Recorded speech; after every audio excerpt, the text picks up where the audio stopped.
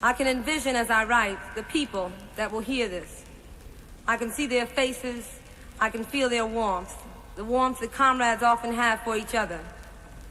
I can also see the faces of some who always appear among the people, the worried, empty, brutal faces of the agents of fascism. Worried because they know that people, poor people, oppressed people, gather together but for one reason: to analyze the conditions of their oppression and wipe it out. Empty because they have no feeling for the masses of people, for the souls of the revolutionaries we have lost, for the starving babies of this country and the world. And brutal because they will fight to the last ditch to destroy the revolutionary fervor of the people. They all continue to run back, oinking to the oppressors about the people's plans to rise up. They fail, however, to realize that the masses have boundless creative power, and no matter how they kick ass, beat us, kill us, or jail us, the people will carry on. I see the faces of change. I hope that many minds are open to what is happening. I know that many ears have been listening to the foul utterances America spits out at the world. We have listened too long, and the bitch, her mouth reeking of death, says, "We have thoroughly oppressed our people at home. We are succeeding at keeping Vietnam in a state of decay. We are trampling on Africa. We are destroying South America, making bigger and better alliances with Russia. We have only to wait for Mao to die, and we will be the world power. And then we will place our murder on the moon." America is plotting universal imperialism.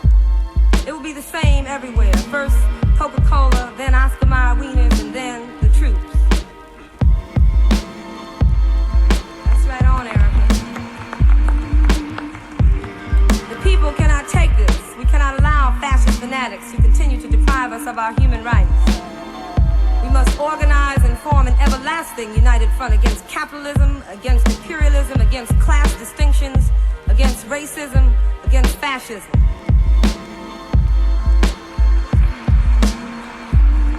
We cannot allow concessions from the federal government for the continual harassment and unwarranted brutality of the people. We cannot allow our children, be they black, Mexican, Indian, Japanese, Chinese, or white, to be miseducated and degraded in America's degenerate school system. We cannot allow any more lynchings, bombing, and racial ignorance down south or up south. We cannot allow unions any longer to drive the working class. The working class must drive the unions. Our fight must be endless, to organize the workers of this country, to overhaul and change every assembly line and every factory. We cannot allow medical services in our communities to remain inadequate. We need more hospitals, more doctors, more nurses, and less insistence on medicinal genocide or birth control. We cannot allow the reformers to clean up the surface while the inner structure rots. We need a revolution. All of our thoughts, each of our actions should lead us to one goal: the emptying of the shit that fills the bowels of this country. We can no longer allow the senselessness of anarchy and arbitrary destruction.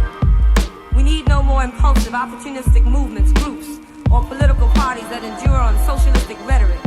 We need socialism in practice.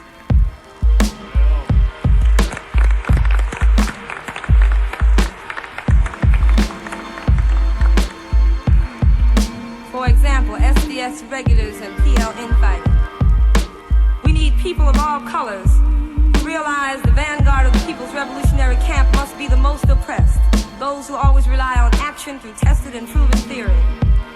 We must allow no backsliders, liberals, chauvinists, renegades, provocateur agents to cause confusion in our ranks, and on the other hand, we have no need for dogmatism and coercive force. We need unity among oppressed people and an understanding of Marxist-Leninist principles so that we may put our knowledge into revolutionary practice.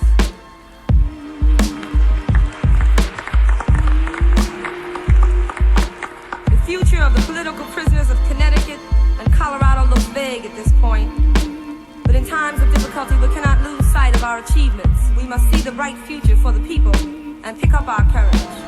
We realize that there are people that support us and that however long we remain here, we serve as a catalytic agent to move the people forward. I'm trying to speak for all of us, for Landon Williams and Rory Heiss, who are rammed into a hole with no food, for Rose Smith, who will bear a child in December, for the isolated political prisoners and for other prisoners in Connecticut. I cannot say what they feel, but I know they want to be with the people. I know their nights are sleepless, like mine are, because they want to take their places on the streets with the people. I know the New York 21 want to be with you. I know Huey, the Chicago 16, and all other political prisoners long to be there. I know Papa misses America's congested streets, but we are there in spirit and revolutionary agreement. We only ask that you realize who your real friends and your real enemies are. We must draw a clear line of demarcation between the oppressors and the oppressed, between the imperialists and the internationalists, between the pigs and the people. Who sits next to you? All power to the oppressed people. Long live the people's revolutionary struggle. Long live the Minister of Defense. Free all political prisoners. It's Ericka Huggins. All power to the people.